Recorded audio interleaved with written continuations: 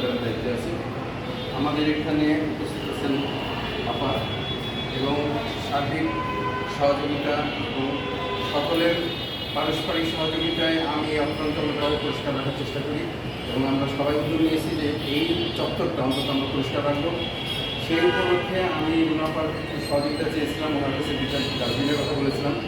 উনি খুব তাৎক্ষণিক এবং এত দ্রুতগতিতে যে উনি এটা আমাকে দেবেন এটা আমি আসলে আশাই করি না। তো সেই হিসাবে আমি আপনাকে কৃতজ্ঞতা জানাচ্ছি এবং এই আদালতের জন্য এই জিনিসটা সরবরাহ করার জন্য আমরা সবাই উপকৃত হবো এবং আমরা আশা রাখবো যে এই জিনিসটা আমরা যেন পরিষ্কার রাখতে পারি, আমাদের এই চত্বরটা যেন পরিষ্কার রাখতে পারি এবং যথাযথভাবে ডাস্টবিনটার ব্যবহার যেন সবাই করে এই অনুরোধ আমি আশাবাদ ব্যক্ত করছি এবং সেই সাথে আপনার দীর্ঘায়ু এবং সুস্বাস্থ্য কামনা করে সকলের সহযোগিতা কামনা করে আমি আমার এই সংক্ষিপ্ত আয়োজনটাকে শেষ করতে চাচ্ছি এবং সবাই ভালো থাকবেন, আমাদের সকলের সহযোগিতা করবেন এবং সবাই মিলে পরিষ্কার পরিচ্ছন্নতা রাখবেন, এই প্রত্যাশা রেখে সবাই ভালো থাকবেন। আমাদের পেশা সাহেব উপস্থিত আছেন। আমি যে বলতে চাই আমাদের এই আদালত প্রাঙ্গণে